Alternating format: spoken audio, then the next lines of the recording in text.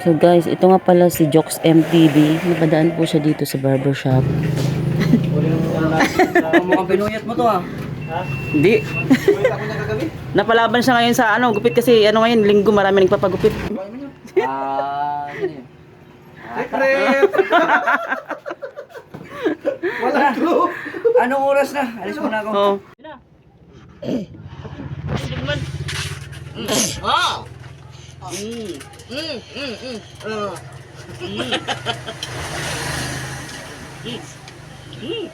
Sarap.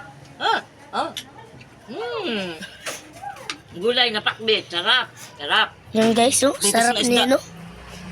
Yay! Titos na isda. Yan ang kalabasa. May tinik, may tinik. May tinik, may tinik. Bidyohan mo lang kami kung ano pa dyan. Dadaan ako, ma.